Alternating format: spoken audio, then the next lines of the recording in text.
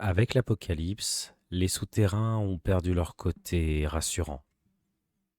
Les bunkers, les égouts, les galeries de métro, tout cela qui autrefois servait de protection contre les menaces venues du ciel, aujourd'hui ressemble plutôt à un piège dans lequel les ténébreux peuvent s'en prendre à cœur joie à leur cible préférée, les hommes.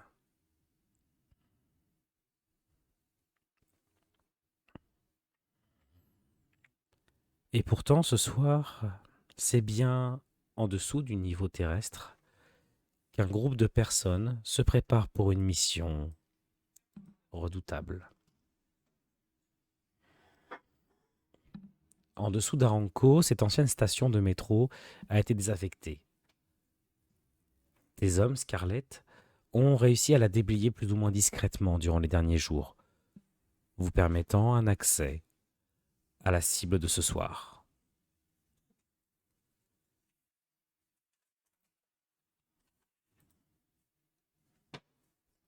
Vous êtes ici rassemblés afin de mener une opération dont la majorité d'entre vous n'ont encore aucune idée. Mercenaires, soldats d'élite, informateurs, infirmiers, une curieuse opération qui semble être en train de se préparer.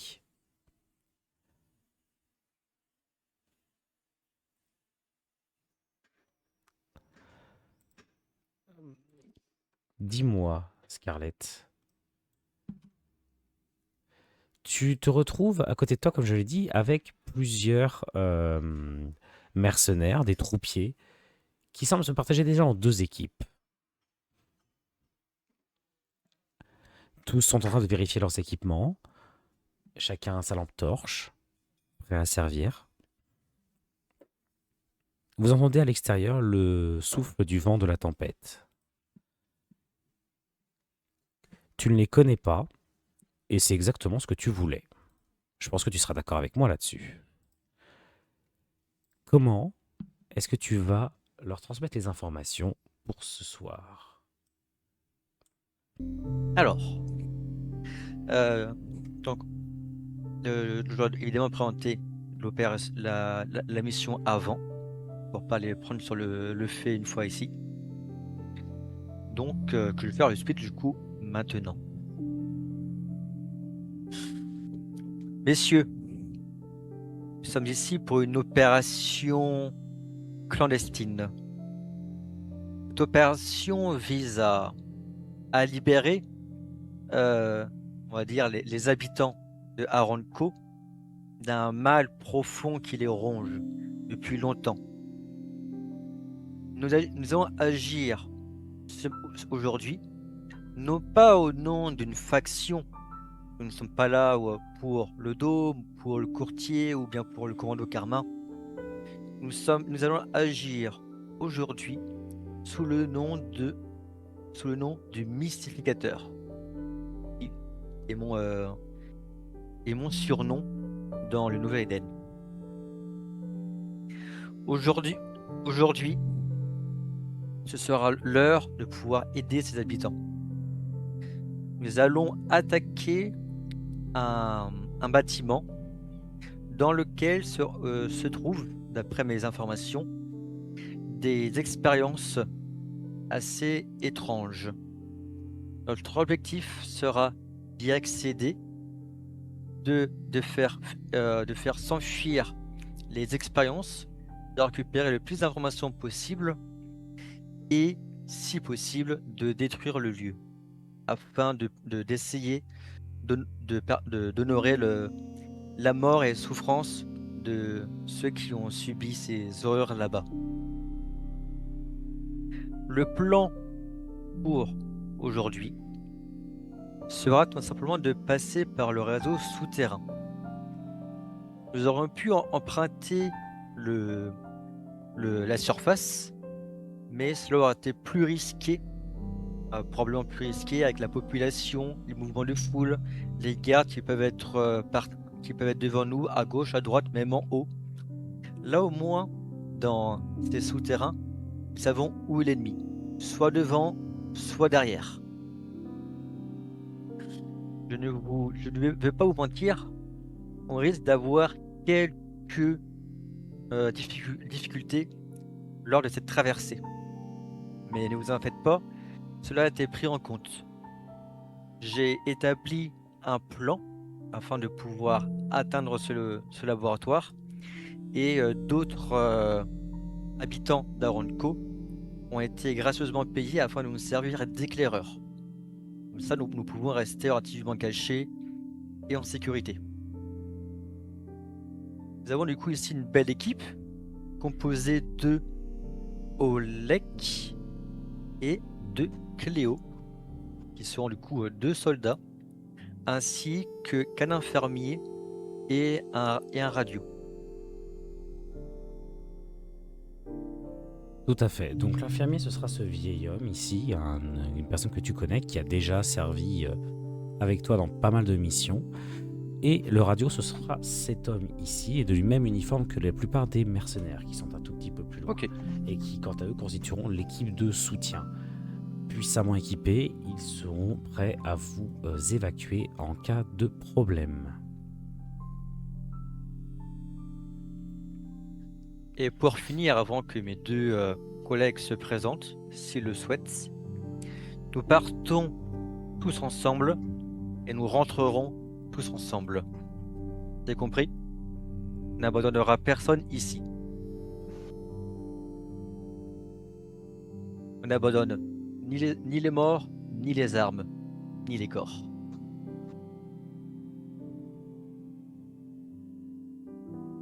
Cléo, Oleg, est-ce que vous avez une remarque à faire? Vous qui êtes des mercenaires professionnels, des soldats d'élite, est-ce que vous avez une remarque à faire? Beau discours. Faudra voir la pratique. Non, j'ai pas de remarque. Moi, je vais regarder le patron d'ici et juste jauger la personne. Oleg, tu soulèves ton lourd bouclier qui est marqué par de très nombreuses traces d'usure et d'utilisation, tandis que vous voyez tous Léo qui va être en train de recharger un fusil de gros calibre. Vous savez tous que malgré le fait que des gens étaient envoyés en éclaireur, eh bien la dangerosité du lieu dans lequel vous allez aller, à savoir les zones souterraines, ça demeure un endroit particulièrement dangereux.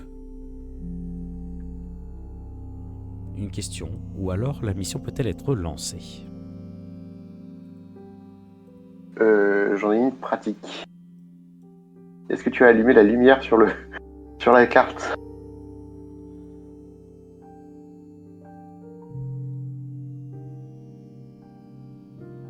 Enwino, la lumière. C'est bon, Moi je vois, donc Merci beaucoup. j'ai pas de questions pas de question. particulières. Dans ce cas, le groupe de snipers qui est avec vous va le sniper qui est avec vous va s'en aller avec ses camarades aller dans la zone extérieure, trouver un point d'observation duquel pouvoir éventuellement suivre l'entièreté de la zone.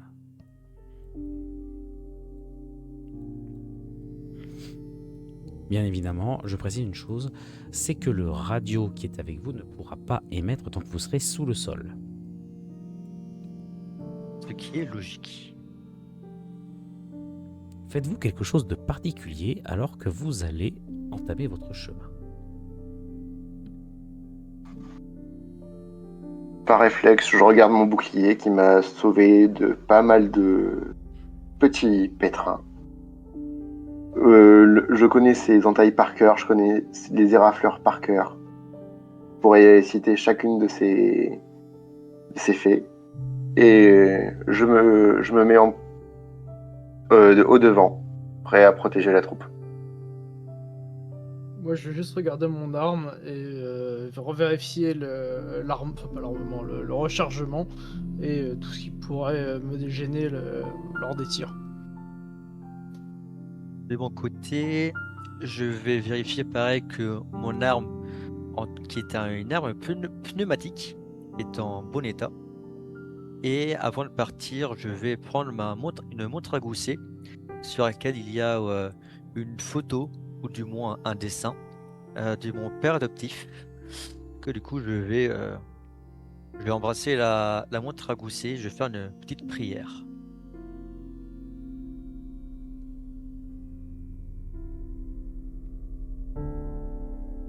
Très bien. Allez les gars, on y va. C'est vous qui donnez les ordres, Miss. Votre marche se fait dans ces lointains corridors souterrains, au sein desquels, eh bien, autrefois circulaient de grands engins motorisés. Mais cela ne vous intéresse pas. Aujourd'hui, vous ne vous intéressez qu'aux couverts qu'ils vont vous fournir face aux défenses d'Aranco.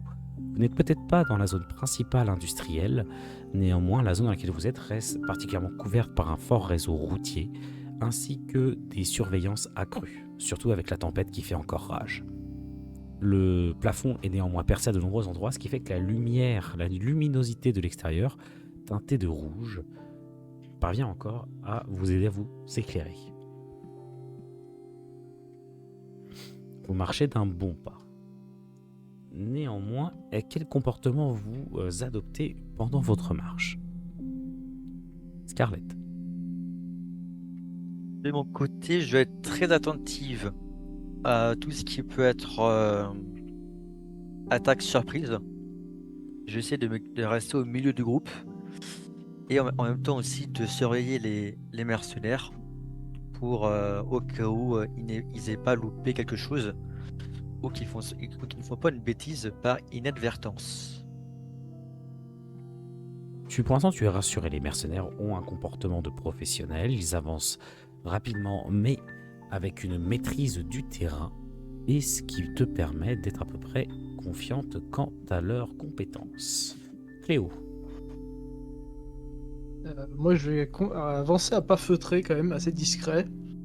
Je vais plutôt rester derrière mon collègue avec son bouclier pour avancer en colonne et pouvoir l'appuyer en cas de besoin.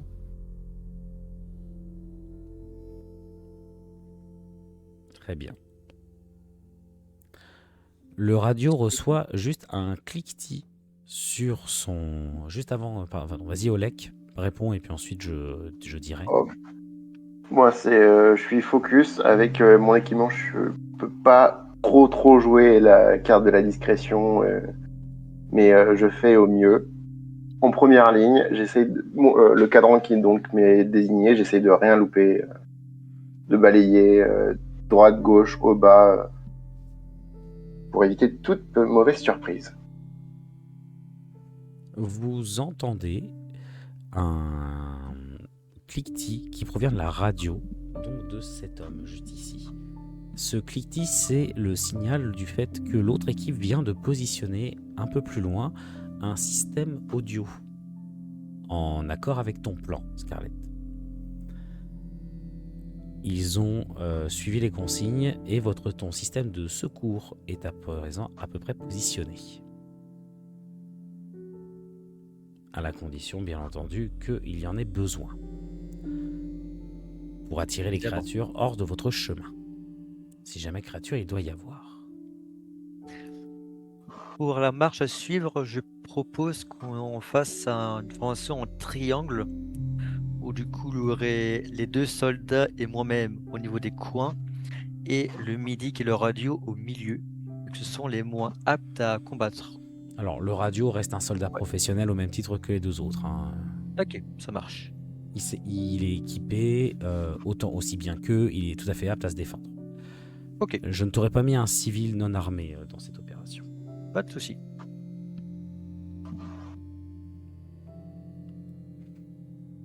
Rien de plus à Bon, déclarer. allez, on y va. On peut y aller. On peut y aller. Ouais.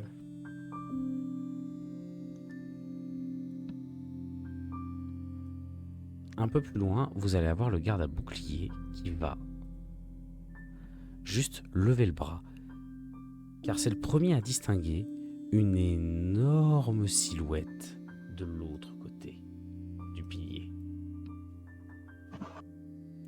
Vous reconnaissez là ce que l'on appelle un marcheur, une sorte de créature bipède, mutante, qui adore se planquer dans les profondeurs. On la surnomme même la terreur des trancheurs, qui en sont une proie favorite. L'énorme créature est à demi aveugle. Il se repère avant tout visiblement à l'ouïe et à l'odorat.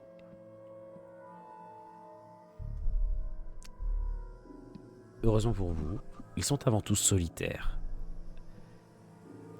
et défendent énormément leur territoire. Cette créature est pour l'instant tranquille, en train de se faire les griffes, enfin vous trouvez ce qu'elle est en train de faire avec une sorte de grande barre métallique.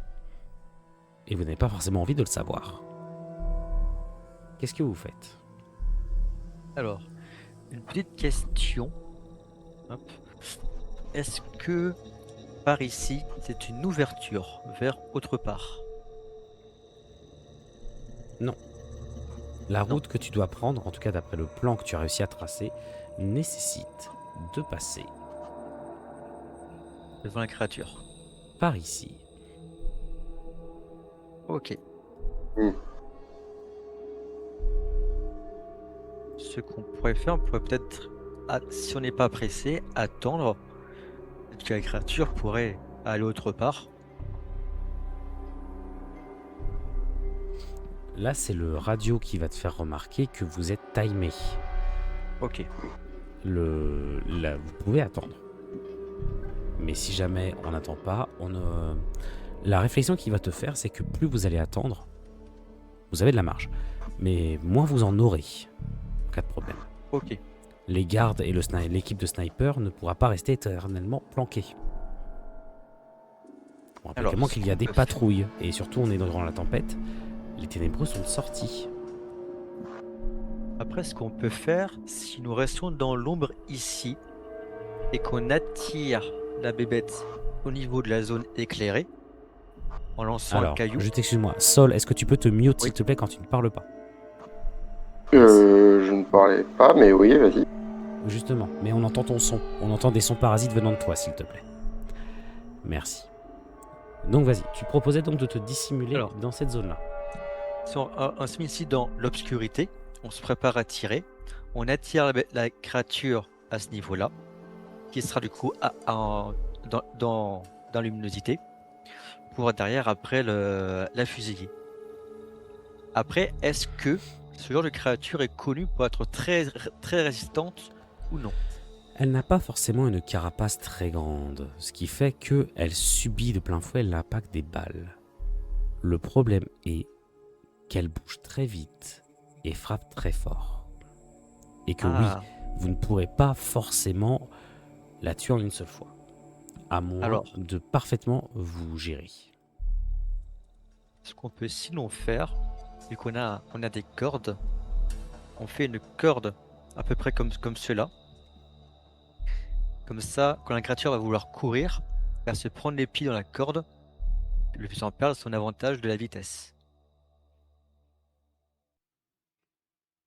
en la faisant trébucher par exemple. Vous avez ça, boss? Vous avez tous de l'équipement de ce type.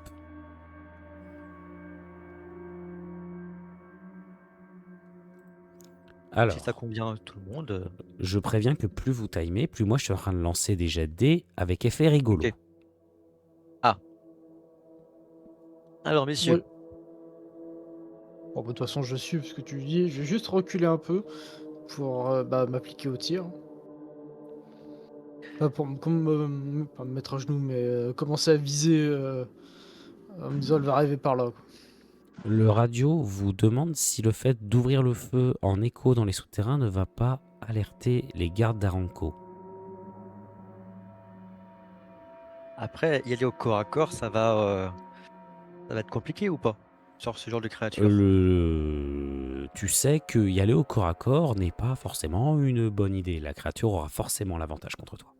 Ouais. Donc bah on est obligé d'y aller au Si, coup de feu. si c'était ce plan-là, ce serait moi qui prendrais, c'est sûr.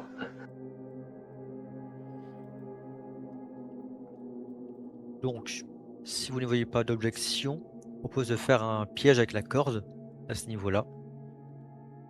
D'avoir en première ligne les boucliers qui vont plutôt servir à bloquer les mouvements de la créature.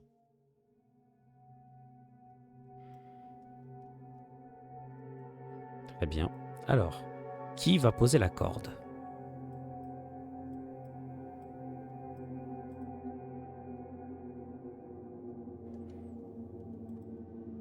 Personne?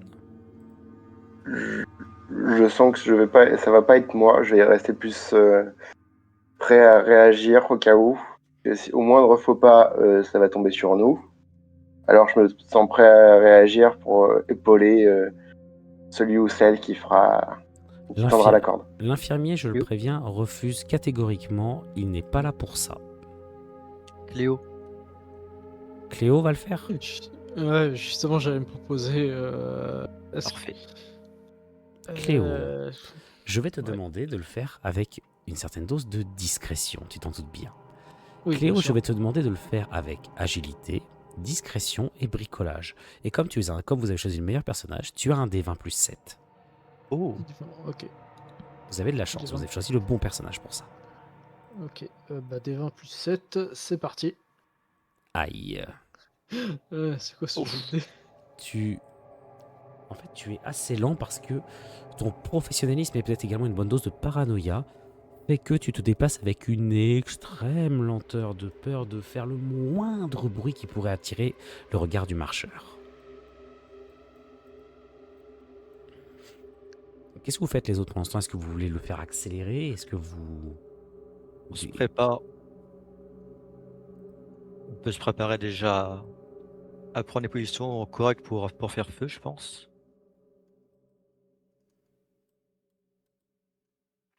Je vais demander un deuxième jet de dés à notre camarade pour terminer, sachant que je te mets un malus de 2, parce que là, tu as quand même les mains qui continuent à bouger.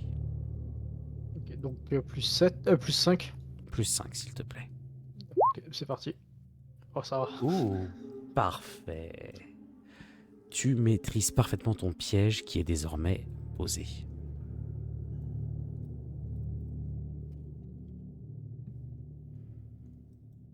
Je vous laisse vous mettre en place.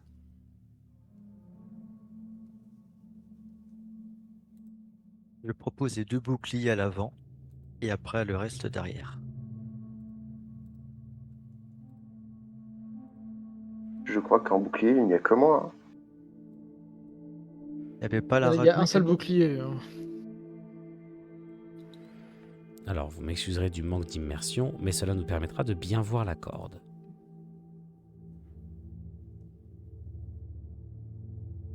Est-ce que le radio et l'infirmier pouvaient avoir la plaque de tôle que je t'avais parlé, Ils ont effectivement la plaque de tôle. Le radio va se positionner avec une sorte de bouclier. Ben voilà.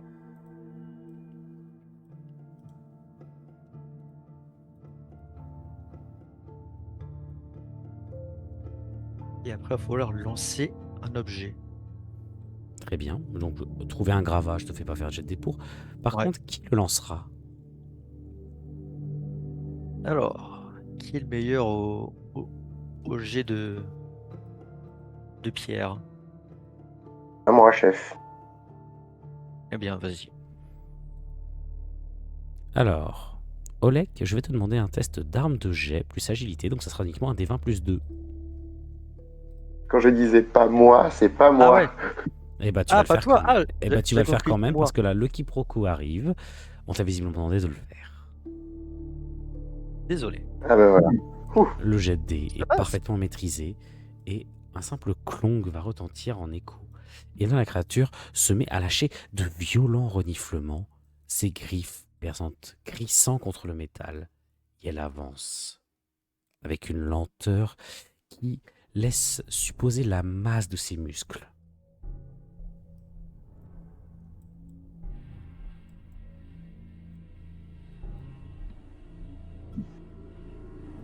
Qu'est-ce que vous faites? Je vais, si tu me le permets, si vous me le permettez, tirer en premier, vu que j'ai une arme silencieuse. Alors, elle entendra quand même d'où vient le tir. Hein. Bien sûr. Est-ce qu'on n'essaierait pas Alors. de tirer tous en même temps? Ah, en fait, Ouais, je me dis, qui va faire du vacarme. Messieurs, je vous préviens que là, je demande maintenant parce que plus vous allez attendre, plus Eh moi ben, je vais commencer à faire des trucs rigolos. allez, on tire tous dans ce cas-là. Allez, feu. Célian, Ok. c'est toi d'abord. Ok, alors, réflexe ou agilité, c'est ça? Je vais te demander un test en agilité, vu que là tu prends le temps de calibrer Ok. ton arme, et je vais te demander arme à feu. Un des 20 plus 4. Ok, donc j'ai 2 plus 2, ça me fait 4. Plus 2, et plus 2, embuscade. plus embuscade, plus 6. Ok, donc, comment c'est ça? Ah, j'ai mis un plus en trop. Ça fait 19. Ok. Le tir va toucher la créature qui instantanément va lâcher un rugissement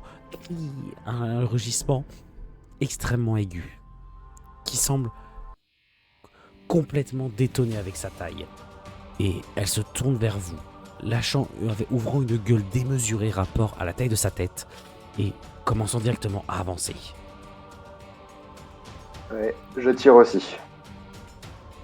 Mercenaire, feu! Très bien. Qu'est-ce que tu fais, Oleg? Tu tires en rafale, tu tires en ajusté? Je vais tirer en ajusté. Parce que là, donc j'ai agilité 2, arme à feu 3. Plus C'est 5.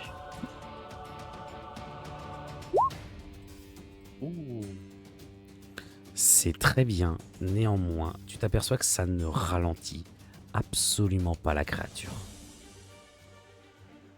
Les balles la touchent et elle prend des coups, mais sa masse est telle que cela semble à peine la ralentir.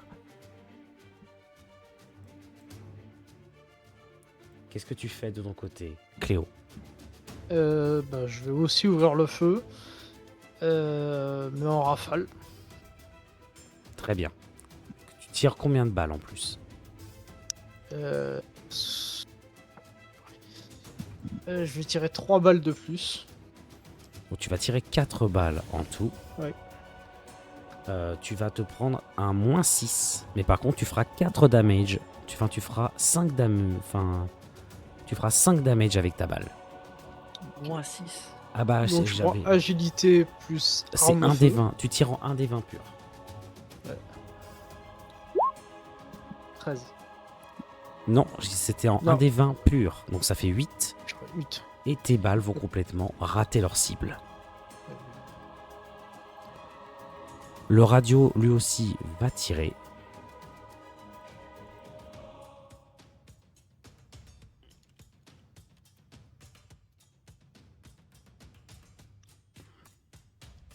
Et va rater ses tirs. Oh non. L'infirmier, quant C'est à lui, vrai. va reculer. La créature va se lancer en avant, droit sur le tir qui lui infligeait des dégâts. Elle associe le plus de dégâts, donc elle va foncer droit sur Olek. Dans notre malchance, on a de la chance. Attends que j'ai tapé avant de dire ça. Je parlais pour les autres, pas pour moi. La créature court. Et en fait, tu te rends compte que tu t'es placé trop près de la corde. Elle a la portée de bras pour te frapper.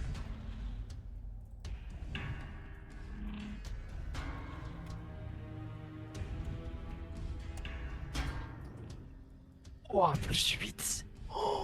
Tu me fais quoi en défense? Ah bah, je campe sur mes positions, mon fidèle bouclier crampé, vraiment ancré dans le sol. Là, je trouve mes mots. Et bon, bah, on va essayer d'encaisser le choc. Je vais t'accorder force et mêlée. Donc ça fait 1, 2, 3, 4. Et ton bouclier, c'est plus 2. Ça fait un des 20 plus 6.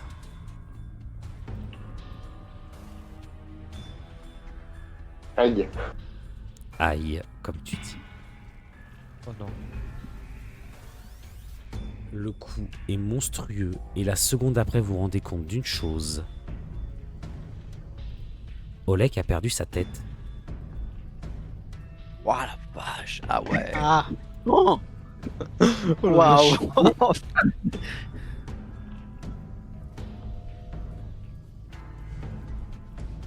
La créature lâche un rugissement. En fait, vous voyez que sa tête, elle est dans sa main. L'infirmier pousse un hurlement de terreur et repart en courant. Qu'est-ce que vous faites, messieurs? C'est à vous. Euh, Je vais continuer de tirer, j'imagine. Ah, oui, oui. En reculant un peu quand même, sous Fin- le coup de fin de du la live. peur. Par contre, je vais tirer en une seule balle bah, dans la tête, hein, directement. Attends, je vais reculer un peu. Alors, c'est l'ordre de jeu. C'est à Scarlett de jouer de tir en première. Oula, c'est compliqué là. Est-ce que je peux tirer et reculer ou pas? C'est possible? Oui, bien sûr, tu peux encore tirer. Ok. Tu peux encore tirer. Dans ce cas, je vais tirer sur la créature. Est-ce que... Alors, normalement, là, elle va prendre le piège. Oui, hop, donc je allez, tirais, encore. Je l'ai pas fait assez avancer. Je l'ai fait trop fait pas de avancer. Mes excuses. Ok, je tirais dans la tête si je peux. Ou un point faible. Tu vas là, la tête, elle est littéralement devant. Donc je te mets pas de malus. Ok, donc plus 4. Du coup. Allez! Oh la vache! Oh, c'est nul. Tes tirs vont partir en grande majorité dans les airs parce que tu es. Je pense que tu es un peu choqué par ce qui vient de se passer. Ah, oui, oui. Donc tes tirs ils partent un peu dans tous les sens, mais pas dans la créature. Et Oh. je vais hurler pendant que je recule. Mercenaires, reculez! Mais tenez la ligne! Tenez la ligne! Cléo, à toi. Et puis, je suis pas assez payé pour ces bêtises. Du coup, je vais juste tirer, mais pas dans rafale, du coup, à un seul tir. Un seul tir, très bien. Donc un des 20 plus 6. Non, mais c'est pas Oh vrai. non! Ton arme s'enraye. Oh Et tu te non! retrouves à l'actionner en panique complète. T'as le radio qui, quant à lui, reste discipliné aussi, qui va tenter. Qui lui aussi fait comme toi. Et garde son professionnalisme. Et qui va toucher. Qui va toucher, mais néanmoins ça ne va pas être suffisant. La créature va faire un test pour savoir à quel point elle passe facilement le piège.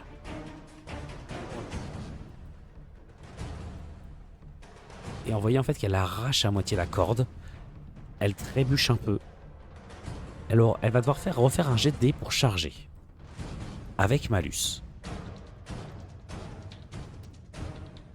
Elle charge. Putain. Vous avez Oh. remarqué la puissance du malus quand même. Hein.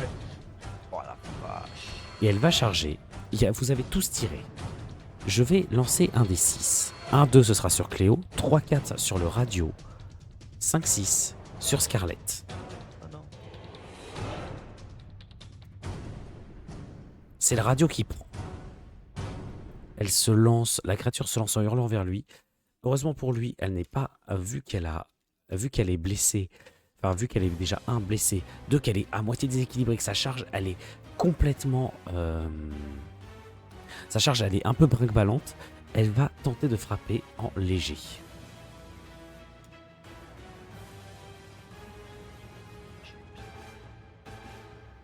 Le garde va prendre un coup qui ne va pas le tuer. Mais le radio est projeté dans une gerbe de sang contre le mur avec une énorme entaille tout en travers. Avec une énorme entaille en travers de la poitrine. Qu'est-ce que vous faites? Voilà. Si on court, hein, elle va nous rattraper, donc il faut tirer. Ce que je vais faire, je vais me mettre derrière le dos de Cléo, en m'appuyant lui, en m'agrippant lui, en disant on reste, on va tenir, on va la battre. Et je vais faire feu sur la créature. Vas-y. Allez, plus 4. Allez. Oh putain. Le tir part complètement dans le mur. Cléo, à toi. Cléo, ton armure et ton arme étant enrayée, Ouais. je vais te demander ce que tu fais.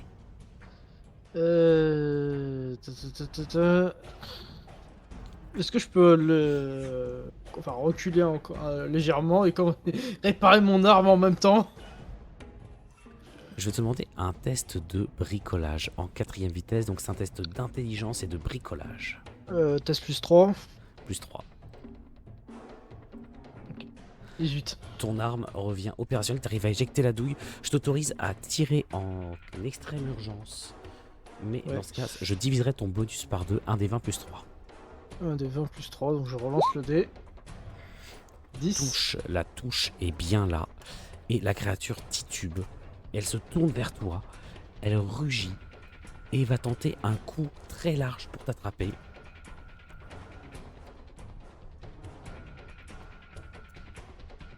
Succès critique. Non.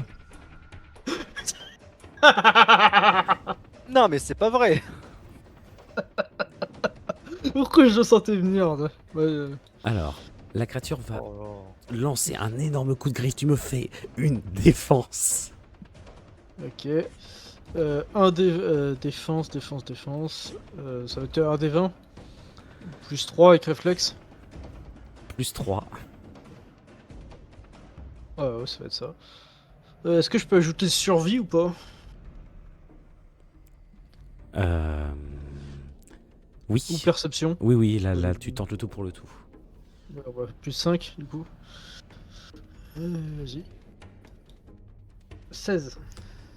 C'était très bien tenté. Mais d'un seul coup, tu vas te retrouver agrippé. La créature ne va pas te tuer, mais tu vas perdre déjà une grande partie de tes points de vie. Ah.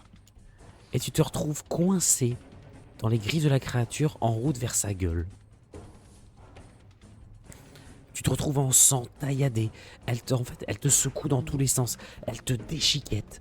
Bref, tu te retrouves à hurler de douleur et à essayer en panique de te détacher, tandis qu'elle te projette et que tu deviens littéralement comme une sorte de bouclier contre les tirs des autres. Ah.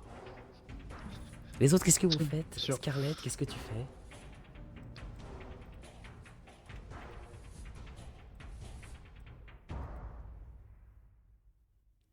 Scarlett? Allô? Oui. J'étais mute. Alors, donc là on est légèrement dans la mouise. Donc ce qu'on va faire, la créature est un peu aveugle et se repère au son. Donc ce qu'on va faire, euh, je vais légèrement reculer sans faire de bruit et je vais lancer, je crois qu'on doit avoir des grenades lacrymogènes. Je vais la lancer sans la dégoupiller au niveau du bouclier du garde ici pour que la créature ne remarque pas que j'ai reculé et qu'elle entende un gros bruit à ce niveau-là. T'es au courant que là, il y a des échos de coups de feu dans tous les sens? Ah, ça marche, ça servira pas. Si. Mais là, à l'heure actuelle, elle a une proie vivante dans les mains qui est en train de hurler. Ah. Eh ben, dans ce cas-là, Il est encore en vie, ton camarade. Hein. Je suis pas mort, mais hein. la créature, elle est un peu affaiblie, très Oui, affaiblie ou elle pas? est très affaiblie. Elle titube du fait de la perte de sang. Euh, Bon ben je vais. Oh, mais si je fais feu, le Oleg sort de bouclier quoi. Cléo sort de bouclier. C'est ça. Hein. Oui, en gros, elle le secoue dans tous les sens. Et elle le secoue dans tous les sens, ce qui fait qu'elle s'en sert pas vraiment de bouclier, c'est pas conscient, mais tu sais que si tu tires, tu peux toucher ton camarade. Tu peux, Ok. c'est pas dire que tu vas. Il a encore son fusil, Cléo. Là, vu que je suis secoué dans tous les sens pour viser Il est proprement, ça attaché va être dur. et il l'a toujours en bandoulière, oui. Ok, donc il a moyen qu'il puisse utiliser tir avec quoi. Ben, dans ce cas-là, je vais faire feu. Hein. Si elle est très abîmée, on va tenter le tout pour le tout. Tu veux faire quoi? Tu veux tirer? Oui, vu qu'elle est très affaiblie. Vas-y. Je Allez. précise une chose. Un échec critique se paye sur un 3. 3. Oh la vache. Allez. Un 3 Au moins natif. 12. Oh, let's go, 16. Jusqu'à 20. La créature va se manger la balle en pleine tête, va tituber un peu à droite, un peu à gauche, et elle va lâcher ton camarade qui va s'effondrer. Et je hurle. Infirmier! Infirmier! L'infirmier est en train de s'enfuir en hurlant. Hein. Ah ouais? Putain, mais il devait être un. Ah la vache.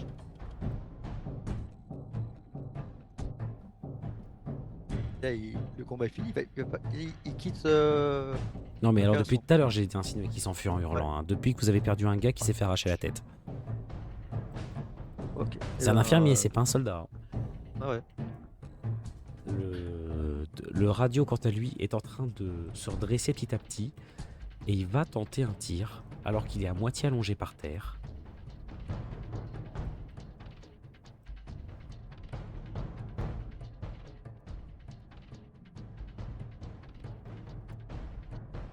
Il touche et il va achever la créature. Il va s'effondrer contre le mur dans un rugissement mouillé.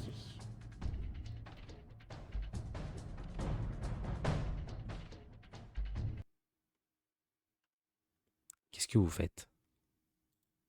Eh ben, on soigne les victimes, on soigne les blessés. Ah la vache. Ça, c'était une créature. Je m'attendais pas à une telle résistance de sa part. J'attendrai un bonus à la fin de fin de cette mission. Ah oui. Vous en aurez un. Littéralement, Cléo, je suis pas sûr que tu sois en état de continuer la mission. Tu es littéralement bourré de blessures absolument partout. Tu as au moins 2 côtes cassées, tu as tes bras qui sont lacérés de dizaines et de dizaines d'entailles. Le radio, il tient à peine sur ses jambes.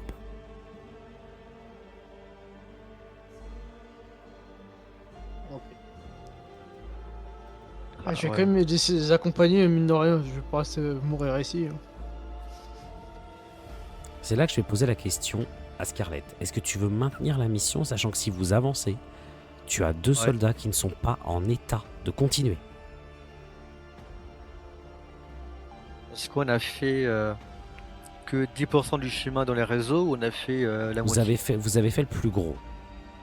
Néanmoins, il reste encore à s'infiltrer dans la base principale où il y a des gardes en pleine possession de leurs moyens.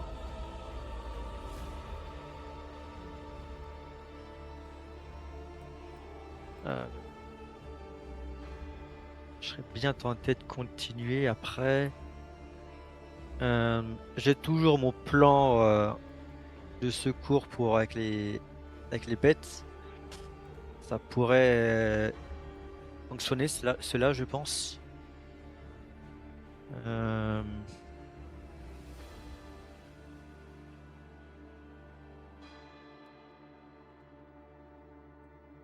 ce que je te propose, c'est que je vais continuer la marche. Euh, si on peut atteindre le bâtiment, on y va. Par contre, s'il y a un autre danger, qu'on le regarde. Et si le danger est trop important, on annulera l'opération. Moi, la question, c'est est-ce que, surtout Cléo, le radio, quant à lui, regarde plutôt, il va se ranger plutôt de l'avis de Cléo, qui est un autre mercenaire comme lui. Cléo, est-ce que oui ou non, tu acceptes de continuer? Tu as le droit de dire non. Là, vu l'état dans lequel je suis pas plus en capacité de tirer, hein, clairement. Enfin, ou du moins d'être à 100% de l'objectif. Je pense que je vais plutôt rester derrière avec le médecin. Hein. Derrière.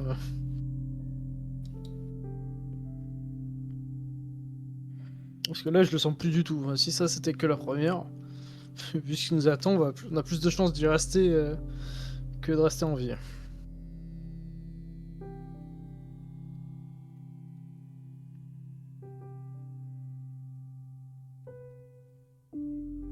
What? Et je peux pas faire l'opération seul, du coup. Hmm. Après... Alors, à la limite, ce que je peux vous proposer, messieurs, on va juste atteindre l'entrée du bâtiment. S'il y a un danger, on recule et l'opération est annulée. Une fois qu'on arrive à l'entrée du bâtiment, on placera Alors, des réveils. qu'est-ce Oui. que tu appelles un danger? Parce que moi, je t'ai déjà dit que le bâtiment Ouais. était gardé. En fait, le truc, c'est que j'aimerais bien poser mes réveils. Nous, on s'enfuit. On arrête l'opération. On déclenche les réveils. Comme ça, les monstres pourront au moins peut-être attaquer le bâtiment. Mais le bâtiment, il est pas sous terre. Les créatures, elles vont pas sortir. Ah Ce ouais? que j'avais compris, c'est que ton truc, c'était ton plan de secours au cas où on vous poursuivait dans les égouts. Ah, on s'est mal compris. Bon bah tant pis. Mais de toute façon, les créatures ne sortiront pas. Et ils ont quand même des positions retranchées, les gardes. Ils vont se défendre. Ok. Bah, dans ce cas-là, on va devoir reporter l'opération. On peut pas. Ouais. Là, c'est le suicide là. Toutefois, looter un maximum d'équipement sur le défunt. Ça se perd pas l'équipement. Et on fera machine arrière. Au moins, je suis encore en vie, quoi. Mais bon. Je vais taper dans un caillou avec beaucoup de frustration.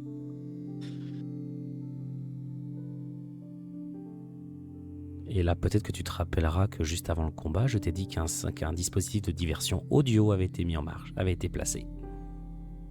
Ah, j'avais pas entendu. Dommage. Vous allez retourner à l'entrée. Oups, pardon. Pas la bonne map. Qui semble... C'est assombri. Et vous remarquez qu'il y a 3 personnes qui vous attendent. Le sniper et les 2 gardes qui ont l'air très tendus. Oh, je le sens pas là. Je vais faire avancer un premier Cléo, vu qu'il est blessé. Et avec l'infirmier, on va, enfin, surtout pour moi, je vais rester un peu dans les ombres. Un truc qui me semble louche là. L'ami, Ok. c'est vous? On a entendu des coups de feu, il s'est passé quoi? On est tombé sur un de ces monstres des égouts et on a perdu l'un des mercenaires, Olek. Ah, bien triste. Et l'opération doit être annulée vu l'état de mon équipe.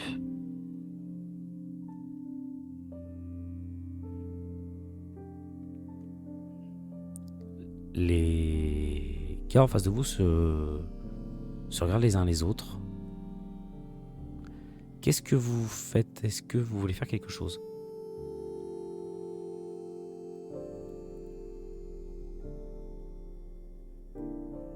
Après, est-ce qu'on ne pourrait pas demander aux trois nous... Ouais, non, bon, ça sert à rien en fait. J'ai rien dit.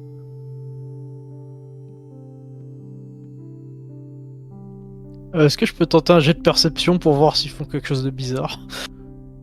Bah, il y a déjà un truc que je peux te dire gratuitement, un truc qui peut peut-être te Ouais. surprendre. T'as même pas besoin de des jets de dés. Ils ont pas d'armes. Ah! Ah! Quoi? Attends, comment ça, ils ont pas d'armes? Oh, ça sent pas bon. Elle est où la sortie? Derrière eux. Ah bah évidemment. Je vais leur faire avec la langue des signes danger et où. Non, mais surtout, est-ce qu'ils nous auraient pas trahi par hasard? Si, ouais. Tu vois qu'il va acquiescer et qu'il va se reculer d'un pas et qu'il va lever les mains. La seconde d'après, des projecteurs géants s'allument, vous illuminant, et vous entendez juste un truc. Au nom des récupérateurs, main en l'air!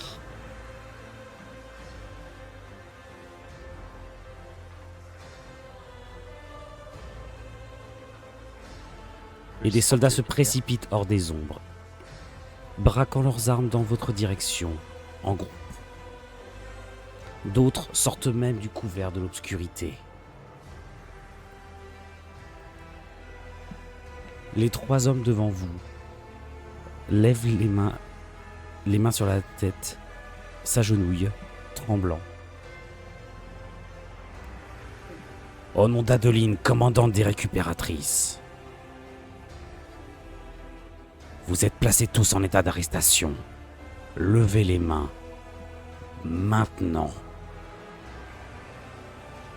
Bah moi je pose mon fusil à terre et je me rends, de toute façon.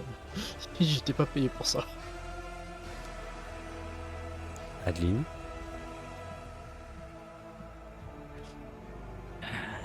Là, je suis cerné. Je vais lever les mains et dire Adeline, vous m'avez eu. Je me rends. Soyez fiers. Vous avez en votre possession une personne importante. Celle dont les rumeurs l'appellent la mystificatrice. t'as un ricanement qui provient d'un des gardes qui vient de l'extérieur, qui s'avance. Et moi, je m'appelle Vlad. Et je ne suis là que pour une personne. Je me fiche de qui t'es. Je veux juste ton patron. Dis-moi, il est où le courtier? Le courtier. Quelque part entre le Nouvel-Éden, Aranco, la Fosse, Ferraille, partout quoi. T'es une Il y a ça, des maligne. dates. Tu sais ton copain Fred qui tenait le bar de ferraille? Il nous a déjà dit tout ce qu'on voulait savoir. Alors, pourquoi me poser des questions alors? Pour l'envie de parler. Dit, dans certaines rumeurs qui viennent, il paraît que un scientifique du dôme se serait fait couper un doigt par une certaine dame. Et vous ressemblez vraiment à la description. Ah bon? Il va y avoir erreur sur la personne, je pense. Ah. Je pense qu'Adeline sera ravie de vous voir. Emmenez-les.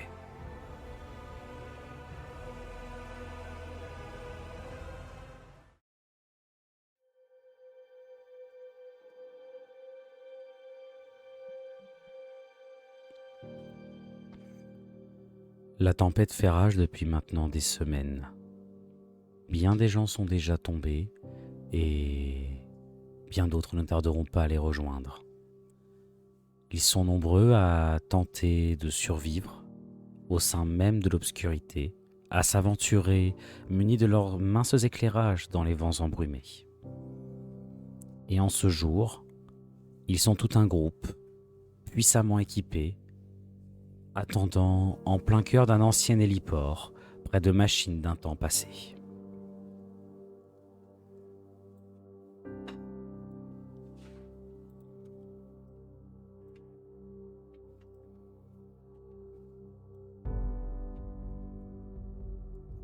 Ils ont allumé des torches, se sont préparés autant qu'ils le peuvent. Ils sont bien plus costauds que les autres membres du commando Carmin, bien plus disciplinés, bien plus redoutables, bien plus dangereux. Professionnels, ils ont sécurisé, préparé, et maintenant ils attendent. L'un d'entre eux dorlote l'énorme créature qui se tient un peu sur le côté. Les grises est tendu par l'environnement dans lequel il se trouve. Certes, il est presque aveugle, mais sans la violence du vent et la force de la tempête. Et pourtant, il se tient là, près d'un garde qui sait comment le calmer. Un bruit sourd retentit à l'horizon et 2 grands projecteurs viennent transpercer la tempête. À quelques distances de là, à quelques centaines de mètres, un aéronef vient de se poser. Ces projecteurs transpercent les brumes, éblouissant durant une fraction de seconde les gardes, qui ne paniquent pas et restent d'un calme olympien.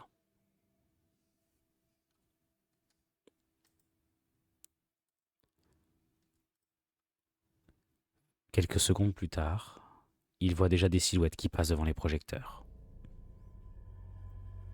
Ils voient un groupe se former et avancer dans leur direction, leur bruit de pas crissant sur le sable des zones désertiques, ne tardant pas à retentir. Il ne faut que quelques secondes pour que les 2 groupes se fassent face.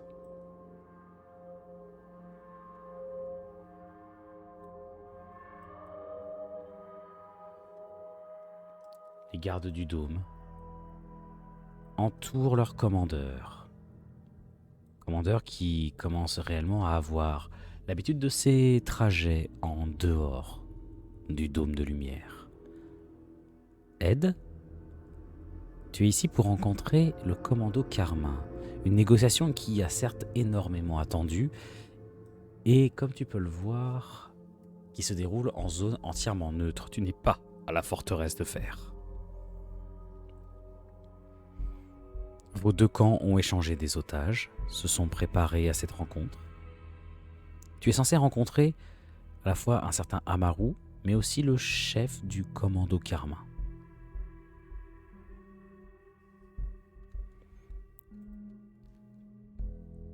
Comment tu envisages la situation ?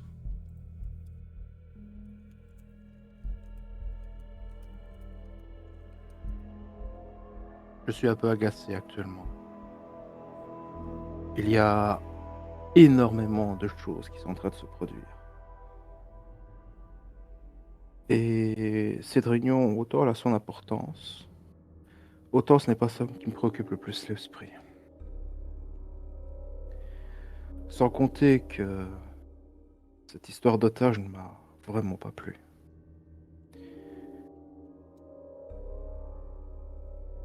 Donc, je décide tout simplement d'avancer.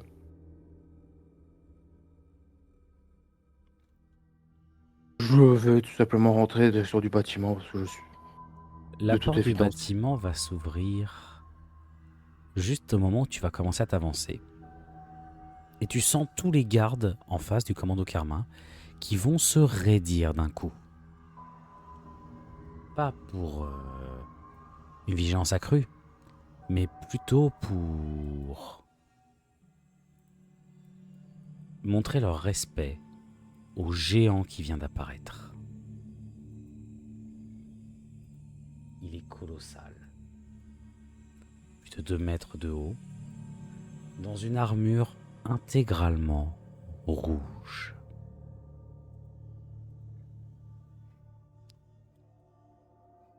Il avance face à toi, considérant la situation.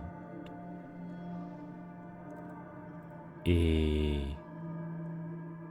tu vois ces hommes qui vont se reculer même d'1 ou 2 pas pour ne pas se retrouver face à lui, enfin sur son chemin ou même dans son champ de vision. Lequel de vous prendra la parole? Commandeur Ed. Moi?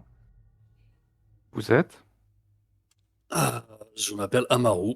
Je suis ici pour lancer les négociations entre nos 2 parties. Je vois. C'est donc vous, Amaru. C'est Je bon. regarde de haut en bas. Pas spécialement impressionné, mais plutôt surpris de voir quand même un type assez grand. C'est pas tous les jours qu'on voit des humains de cette taille-là. Ou alors c'est un très très très très petit homme ghoul. Tu ne vois pas son visage qui est dissimulé derrière un masque.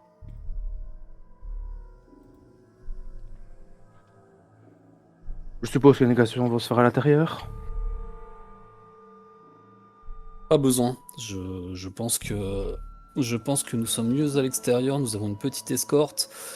Et j'ai pas envie que des créatures se joignent à la fête. Je vois pas mon token.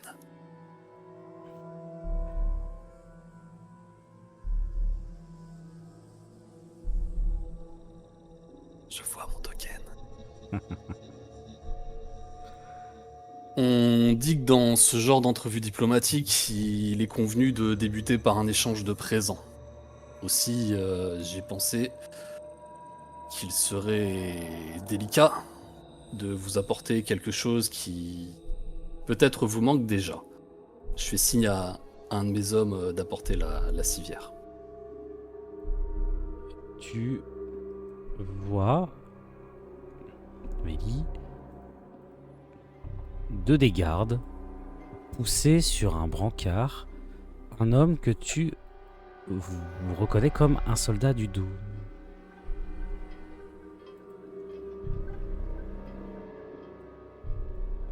Il a l'air Vous reconnaissez cet en homme très mauvais c'est ça. état.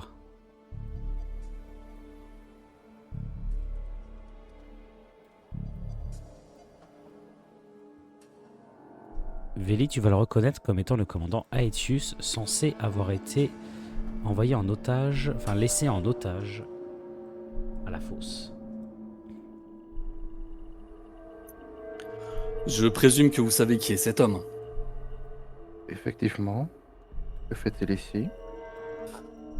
Il s'avère que quand vous commencerez à travailler avec moi, vous prendrez bien la nature de mes compétences et de celles de mon organisation, et vous saurez aussi que nous avons le bras long, nous pouvons intervenir un peu partout. Cet homme, nous l'avons sauvé d'une alliance malheureuse que vous avez contracté avec les hommes ghouls de la fosse. Il est toujours en vie. C'est un sacré combattant et je peux vous dire que j'ai énormément de respect pour ce genre de personnes. Mes agents l'ont récupéré alors qu'il avait été laissé pour mort par les hommes ghouls, alors même qu'il tentait de s'enfuir de la fosse. Je pense qu'il avait compris qu'il était trahi par ses nouveaux alliés qui avaient changé de veste. Il est tout de suite plongé dans un coma artificiel. Nous avons des installations médicales, hélas assez vétustes. Et je pense qu'au Dôme, vous aurez tout ce qu'il faut pour le remettre sur pied. Je fais signe à Nmega pour qu'il vérifie l'état du commandant Aetius. Le Et j'attends commandant son rapport. le commandant de ton escorte va regarder et va te confirmer la stabilisation en tout cas du blessé, les nombreuses blessures visibles, notamment les grosses marques de coups, et pas mal d'entailles, et le fait qu'il est stabilisé médicalement parlant.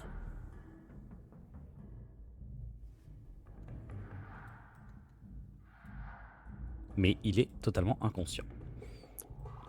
Maintenant que je vous ai prouvé à la fois ma bienveillance et mon utilité, je pense que nous pouvons commencer ces négociations sur des bonnes bases.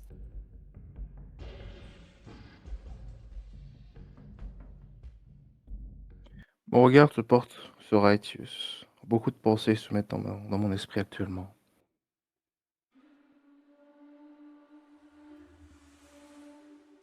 Et au bout d'une dizaine de secondes, je te regarde droit dans les yeux. Eh bien, je vous écoute. Bon, comme vous pouvez le constater, dans la favelle, nous avons peu, mais nous partageons beaucoup. Je pense que nous en arrivons à un point où votre faction et la nôtre sont sur un point de non-retour. Il y a de grandes chances que le destin nous conduise à nous affronter. Et je voulais prendre les devants et éviter que cela n'arrive. Je pense qu'il est tout à fait possible de pouvoir s'entendre. Je pense que nous pouvons vous apporter énormément. Et dans le sens inverse, je pense que avoir des garanties pour la survie de notre organisation et avant toute chose, la survie du peuple qui vit en dehors de la vallée de l'Éden, je pense que vous pouvez apporter ces garanties.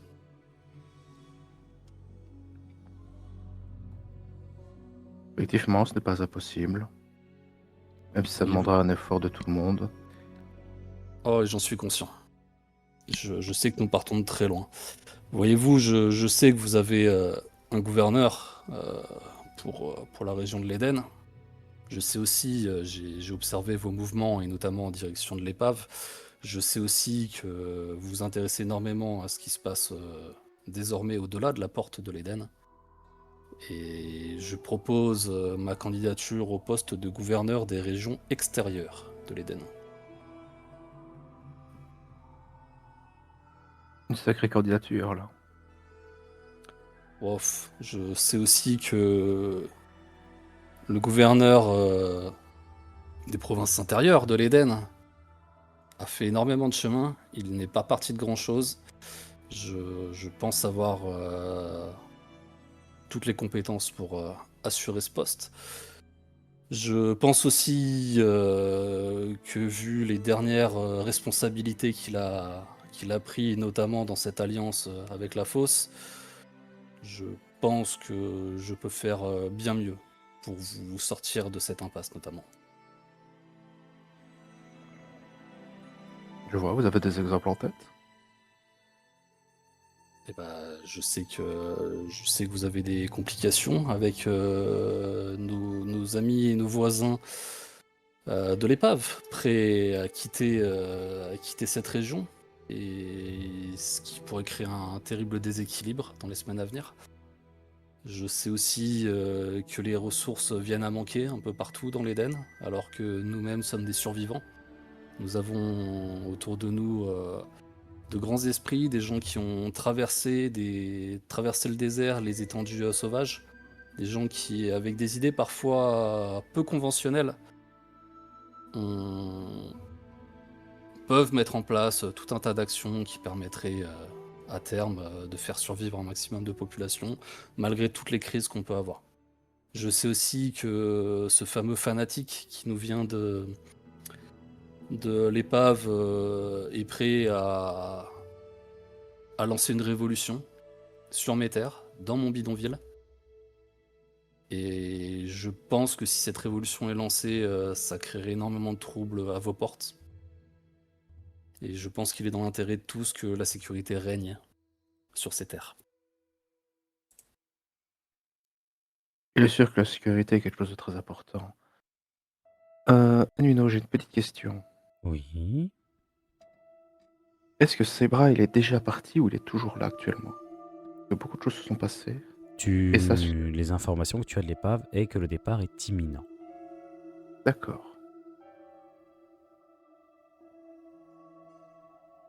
D'ailleurs, en parlant de Sebrail, j'ai cru entendre qu'il avait déjà envoyé quelques personnes aux portes d'école.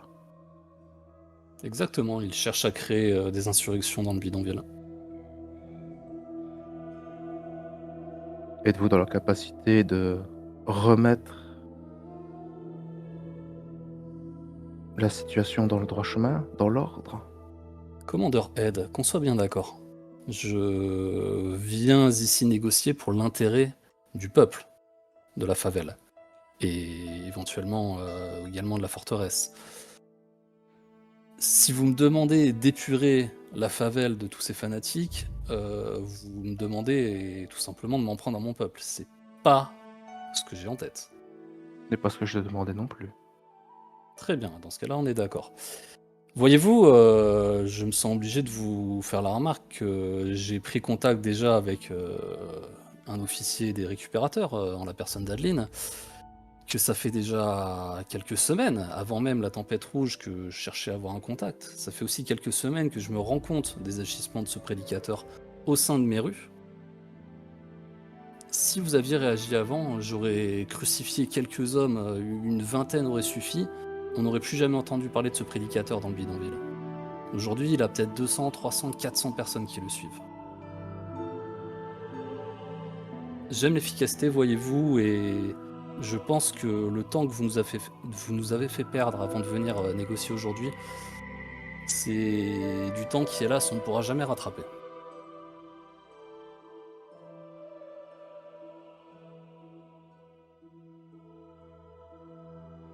Eh bien, disons qu'il y avait beaucoup de choses à faire dans le Nouvel Éden. Le bidonville était loin de notre priorité.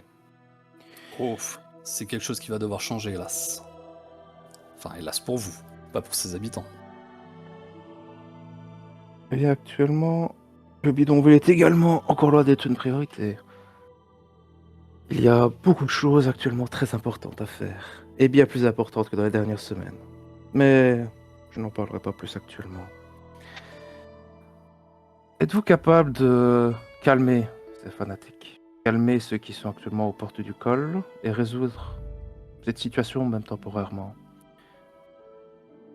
Comprenez une chose, je n'ai pas pour habitude de résoudre temporairement des situations, je les résous. C'est comme ça qu'on fonctionne, c'est comme ça que je me suis retrouvé à la tête du commando Karma. Je ne fais pas Bonne mentalité. Je ne fais pas dans la demi-mesure. Très bonne mentalité. Mais je vous réitère mon propos, je n'en prendrai pas au mien. Je pourrais séparer le bon grain de l'ivraie et m'en prendre au prédicateur, mais ce sera tout. Oh, mais la méthode ne m'importe peu. Si vous arrivez à remettre le bidonville dans le droit chemin et à calmer toute cette situation, moi j'en suis parfaitement ravi. Quant à la méthode, je vous laisse tout à fait décider. Et contre quelle garantie? Parce que voyez-vous, vous me demandez de prendre les choses en main, quelle garantie m'offrez-vous? Garantie sur quel sujet exactement? Sur la Sur sécurité, votre aide. la sécurité des miens. Vous comprenez que le rapport de force n'est pas tout à fait identique entre nos deux factions. Absolument. Vous Mais je n'ai comprenez aucunement que l'intention. Actuellement, je n'ai aucunement négocier avec l'intention. les gens qui, d'un simple bouton, peuvent envoyer un missile sur votre peuple, voyez-vous, c'est toujours assez gênant.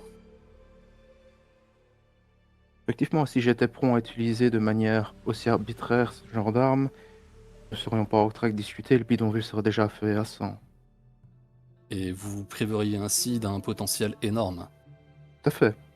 Je répète, hein, nous avons au sein de nos rues des gens qui ont appris à survivre dans le désert. Vous voyez, à la forteresse de fer, nous avons une dizaine de milliers de personnes qui vivent en complète autonomie.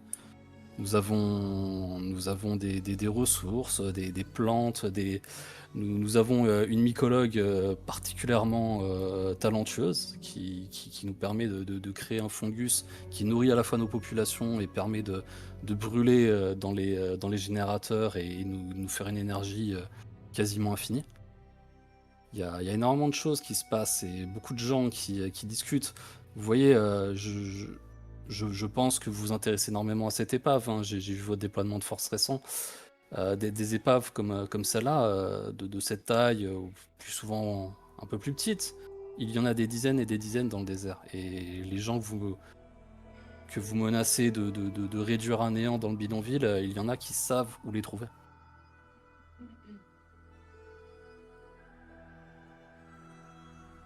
Hmm. J'ai une question. Savez-vous ce qu'est cette épave? À la base, bien sûr. Avant d'en être une.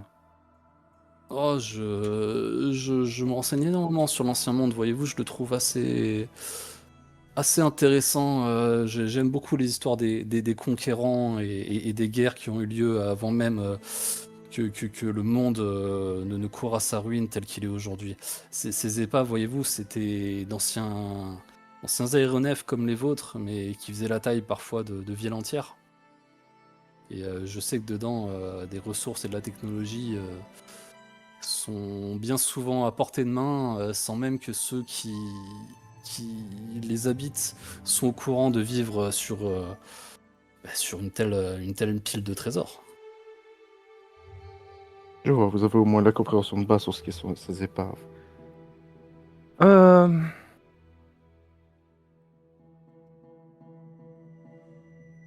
Votre offre me plaît beaucoup. M'intéresse beaucoup, surtout au vu de la situation actuelle.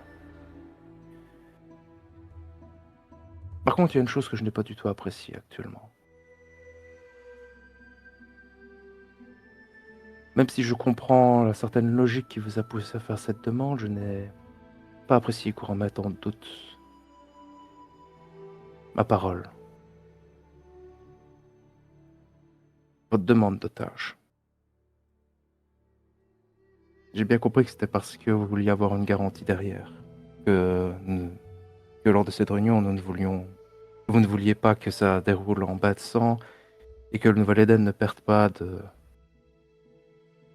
précieux atouts. Et une chose que je n'ai pas appréciée, c'est que lorsque je donne ma parole, je la tiens. J'avais accepté cette réunion. Et le fait que vous ayez demandé des otages derrière, c'est quelque chose qui m'a vraiment pas plu. Ça, c'est une chose que je tenais absolument à ce que vous le compreniez et que vous le saviez. Eh bien, C'est quelque chose d'extrêmement désagréable. vous savez que vos otages sont dans un aéronef en toute sécurité. Vous pouvez les contacter à tout moment par radio. J'ai seulement demandé au pilote de descendre de l'aéronef afin qu'il ne se carapate pas. C'est, s'il me semble, pour une première prise de contact, une nécessité. Mais je peux comprendre que ça vous titille, voyez-vous. Alors, quelle décision prenons-nous alors? Que faisons-nous pour la suite des opérations?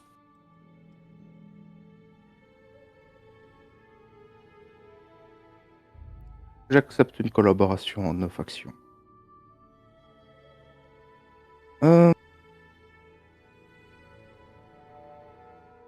Mais avant qu'on ne parte exactement sur le poste de gouverneur des provinces extérieures, j'ai une question. Allez-y. Que savez-vous du courtier? Ah, le courtier. Je sais surtout que lorsque vous m'offrirez ce poste, ça sera l'une de mes priorités de le démasquer et de le faire tomber. Voyez-vous, vous êtes assez chaudé de savoir que je demande des otages avant une négociation. Moi, je suis aussi assez chaudé de savoir qu'il a réussi à entrer dans la tête d'un de mes hommes pour lui faire commettre un attentat. Je n'ai jamais eu de contact avec ce courtier qui n'a jamais tenté, malgré l'avoir démasqué, d'adoucir un peu mon tempérament ni d'arrondir les angles. Et je pense que pour cela, il ne s'est pas fait un ami du commando. Vous l'avez Maintenant, démasqué? Pardon? Vous l'avez démasqué? Oh, je ne l'ai pas encore démasqué. Et toutefois, si je l'avais fait, vous comprenez bien que je ne vous le dirai pas de suite. Il faut que je garde quelques atouts dans ma manche.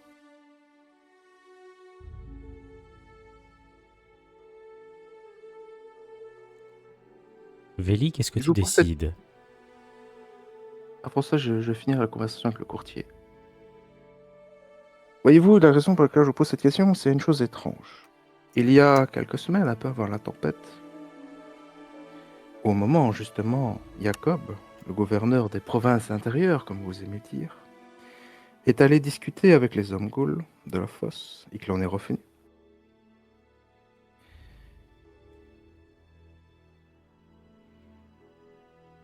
Le courtier, par l'intermédiaire de celui que j'ai nommé Ratatouille, m'a conseillé d'accepter votre proposition. Psychologie inversée classique. En vous disant cela, vous avez évidemment eu des réticences à le faire. Et c'était une manière, j'imagine, de créer la discorde entre nos deux factions.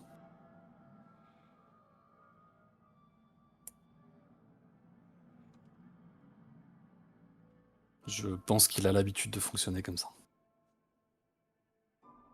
Et de toute façon,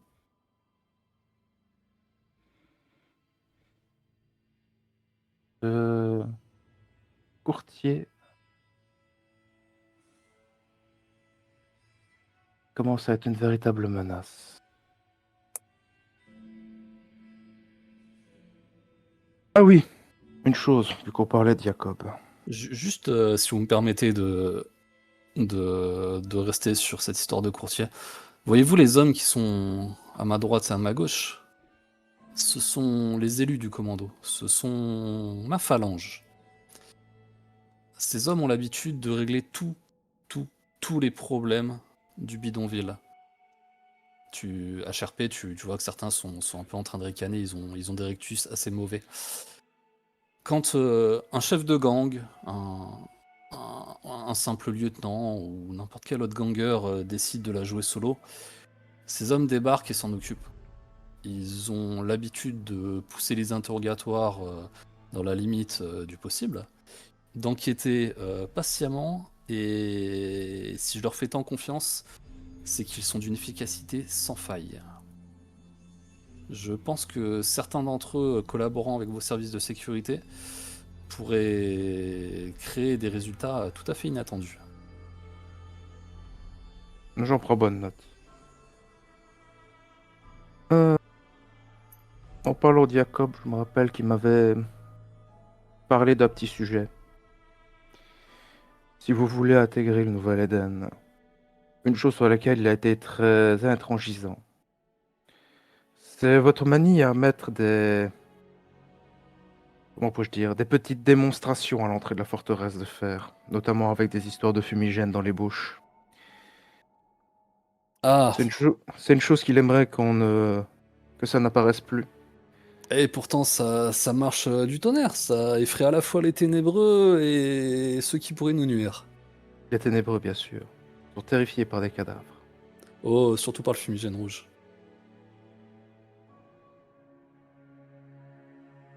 Et si vous ne le saviez pas déjà, brûler un corps l'empêche de revenir en Gaule. C'est le genre de procédé qu'on utilise à la forteresse. Le brûler, certainement. Par contre, cette histoire de fumigène rouge, Mhm. intéressant. Que voulez-vous dire par là? que c'est notre marque de fabrique. Ah, Que- rien à voir avec les ténébreux alors. Non, mais ils ont peur de la lumière. Avoir des fumigènes déployés en permanence à nos portes nous permet une certaine sécurité. Je vois. C'est pour la Non. lumière. Il n'y a pas de double sens à mes propos. Qui sait? Peut-être auriez-vous découvert quelque chose qui aurait pu éloigner les ténébreux autre que la lumière. Oh, Un petit espoir. voyez-vous, les alentours de la forteresse sont très bien protégés. Quelques échanges entre nos survivants et, encore une fois, vos services de sécurité pourraient aussi permettre probablement d'enrichir nos luttes et nos manuels de combat contre les ténébreux. Ça, je n'en doute pas non plus. Je n'en doute pas non plus. Ce que je vous propose, Commandeur Ed, c'est assez simple. Trouvez-moi un bureau au Dôme. Je vous trouverai un bureau pour un émissaire ou un ambassadeur à la forteresse de fer. Et commençons une collaboration dans ce sens-là.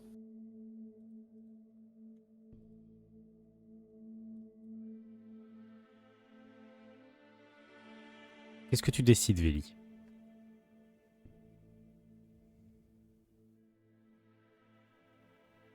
Garde le silence pendant un moment, clairement en train de réfléchir.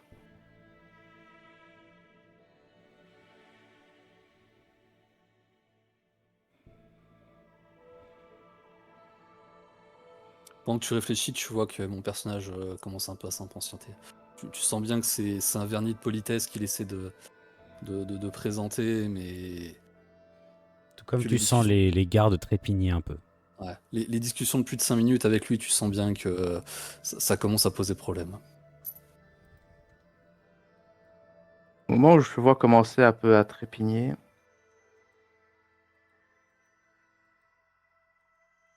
euh, je...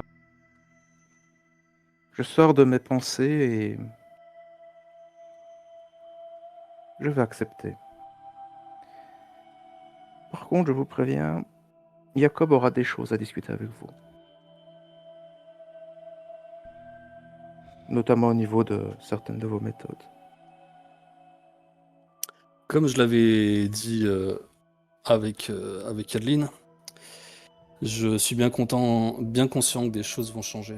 Je sais que l'identité du commando Carmin va énormément évoluer. Je pense qu'une milice ou une compagnie de sécurité conviendrait mieux dans l'avenir pour notre propre identité.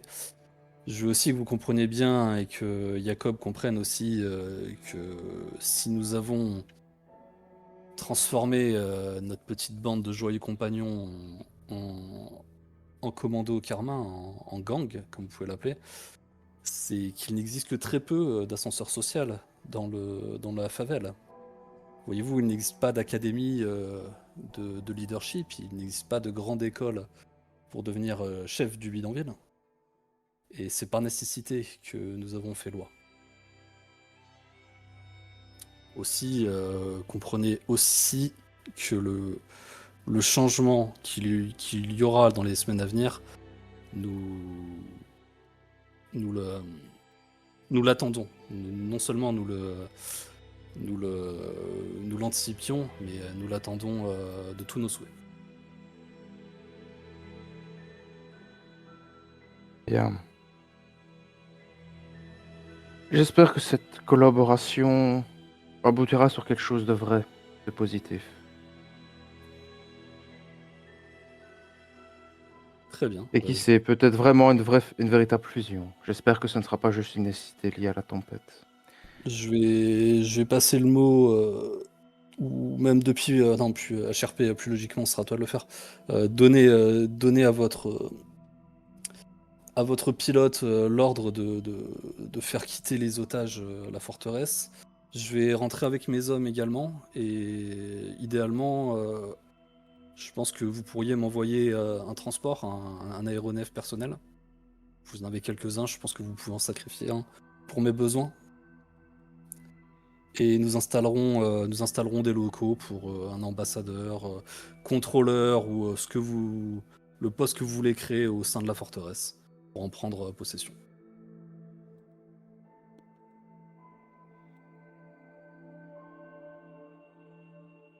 Peut se faire. Vous me transmettrez également les informations concernant l'administration de la forteresse de fer et du commando. Oui, bah. Bon, HRP, on paye pas sur 3 heures. Hein. Ne vous tracasse pas, mais c'est une information que je demande directement. Oui, on va faire ça, ouais. Voyez-vous, je vous disais que j'aimais bien les récits de l'Ancien Monde. À l'époque, quand on clôturait ce genre de discussion, il était de bon ton de se serrer la main. Ouais, tout à fait. Procédons ainsi. Une poignée de main symbolique et une alliance contre nature, naturelle. Juste un truc à rajouter avant que tu finisses. Vas-y. Commandeur Ed, cet homme dans la civière, je ne plaisantais pas. C'est un véritable survivant. Prenez-en soin, je pense que plus tard, quand il sera remis sur pied, il sera plein d'avenir, il aura énormément de choses à nous apprendre. Et notamment sur cette alliance contre nature que l'épave et la fosse a fait. Il était au premier rang de cette alliance et il a dû entendre beaucoup de choses. Et une fois terminé, je tourne les talons et je retourne vers mon véhicule. Véli, toi et tes hommes, vous retournez vers l'aéronef? J'ordonne aux gars qui transportent le encart d'y aller pendant que je reste un moment un peu pensif avec quelques-uns des mecs qui restent à côté de moi.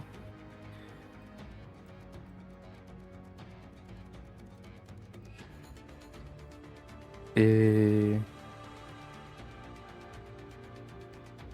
je finis par faire demi-tour en retournant vers l'aéronef.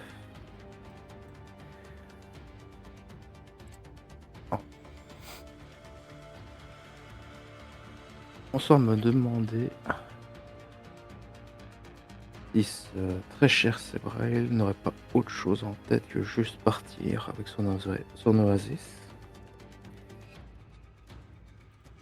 Cette idée va te turlupiner jusqu'à bord de l'aéronef. L'appareil vole le plus doucement possible pour éviter les soubresauts, le pilote essayant de ménager le blessé. À moins que tu lui donnes l'ordre, bien entendu, d'accélérer. Non, je le laisse, le pilote. Je fais confiance tout à fait à ses compétences. Tu sens la tension qui redescend beaucoup parmi tes gardes, qui ne s'attendaient pas à voir la phalange, soit l'élite du commando Karma en face d'eux.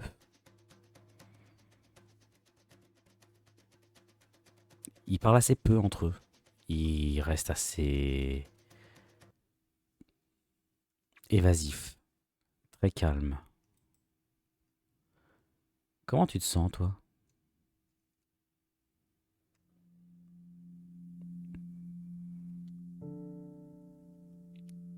Je me sens étrangement calme. Parce que je viens d'apprendre que Aetius, qui avait été livré en otage par Jacob en échange d'une alliance, semble avoir eu des gros problèmes. Et je ne pense pas spécialement qu'Amaru m'ait menti. En tout cas, me rendant Aetius, ce serait illogique. Pourquoi m'aurait-il menti sur un tel sujet s'il me rend l'homme qui pourrait le démentir seulement dans les jours qui suivent? Et je m'inquiète pour Jacob. Parce que je sais qu'il est actuellement avec Lysos en direction de l'épave. Il n'a pas encore quitté Nouvelle-Éden, mais oui. Bon, mais normalement, il devrait partir sur mon chemin, il me semble. Et ça commence tout doucement à m'inquiéter. Parce que même si je sais que Lysos actuellement n'est pas au courant de ce qui s'est passé là-bas, parce qu'il était constamment en Nouvelle-Éden, en tout cas, il ne devrait pas être au courant. Ce qui pourrait se passer sur place m'inquiète énormément. Souhaites-tu qu'une communication soit envoyée en urgence au Dôme pour demander à Jacob de retarder son départ? Une communication moi, privée, bien entendu. Oui. Je Alors, fais cette communication. dis-moi exactement quel est le contenu du message. C'est extrêmement simple. Ici le commandeur Ebb, message à destination du gouverneur Jacob. Reste au Dôme jusqu'à ce que je revienne. On a quelque chose d'extrêmement important à discuter. Concernant Aetius. Je pense que ça devrait suffire pour qu'il comprenne qu'il doit rester. Très bien. Est-ce tout ce que tu communiques au Dôme? Est-ce que tu communiques quelque chose rapport au commando peut-être pour éviter, pour qu'on puisse transmettre Non. rapidement les ordres, ou est-ce que tu ne le fais Non, nous serons très vite au Dôme, je transmettrai les ordres à ce moment-là. Il faut mieux ne pas commencer à discuter ici par radio et que le personnel sur place ne comprenne pas mes ordres. Est-ce que du moins peut-être dans le message, je suppose en tout cas que tu confirmes que les otages sont bien repartis et que tout s'est bien passé? Oui, évidemment. Voilà, quand même. Je me disais autrement, Oui. autrement je ne pourrais sans doute pas empêcher Jacob de paniquer, d'envoyer des secours. Donc, ouais. C'était une chose évidente. Je partais du principe que les hommes l'avaient déjà signalé. Très bien. C'est tout. Tu reçois d'un seul coup une communication en provenance du pilote dans ton casque. Monsieur, nous avons un écho radio faible. Il vient d'apparaître sur les détecteurs.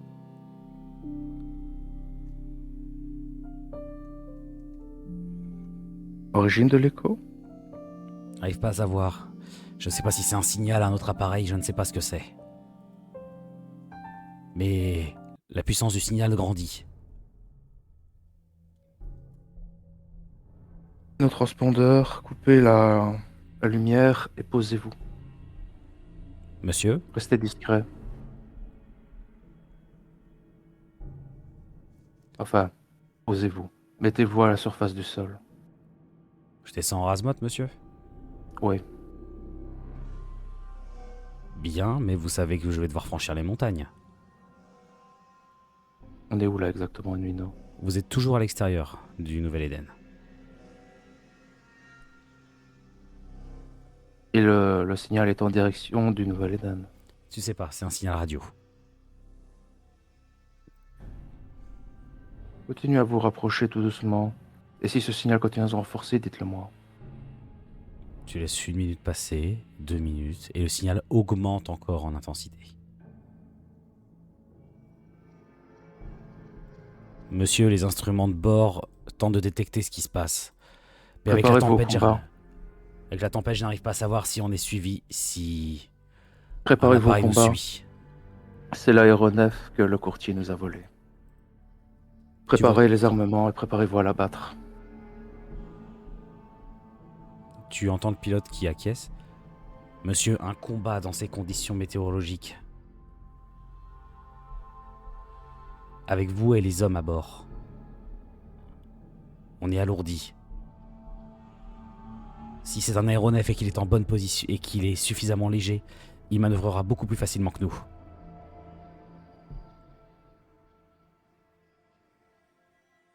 Est-ce que je mets les moteurs plein gaz et je tente de rentrer? Allez-y. Dans ce que vous sentez tous, la vitesse de l'engin qui commence à s'accélérer. Les secousses qui augmentent. Monsieur, le signal continue à augmenter. Il augmente encore. Encore! Tu vois tous les gardes qui s'agrippent comme ils peuvent, qui ont leurs armes prêtes au combat et qui se regardent, mais tu sens également leur tension qui monte parce qu'ils se sentent comme piégés. Sans doute comme toi à l'intérieur de ce cercueil d'acier.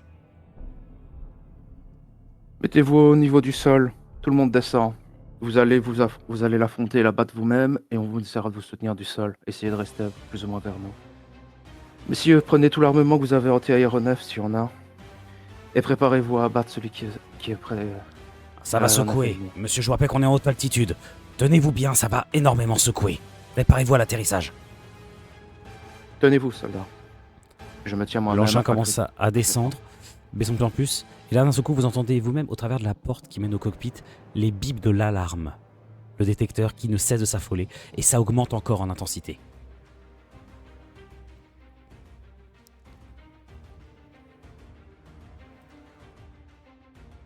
Ça va secouer, monsieur.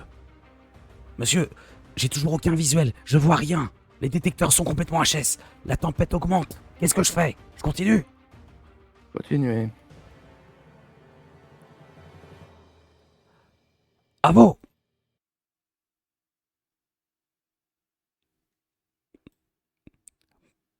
Tu ne sais pas ce qui se passe. D'un seul coup, c'est le noir complet.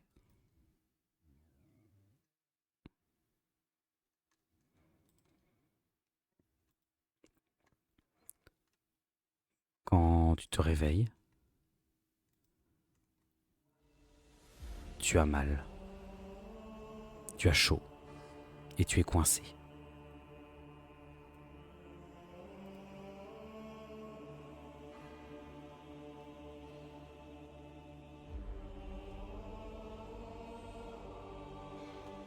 Tu arrives à te tirer, tu ne sais toujours pas comment, hors d'une épave en flammes, craché à même le sol, éventré totalement.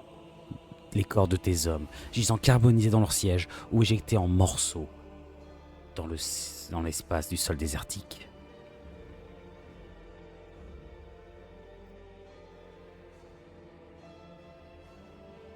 Tu trembles, tu perds du sang par litre. Tu te traînes par terre, lentement. Et tu lèves le ciel, tu lèves les yeux au ciel, en direction du ciel rougeâtre, qui semble tournoyer autour de toi comme moqueur. Et quand tu te retournes et que tu regardes l'épave, tu te rends compte du trou béant formé par un impact, une explosion. Et alors que tes sens sont en train de te lâcher, que tu sens que tu perds connaissance,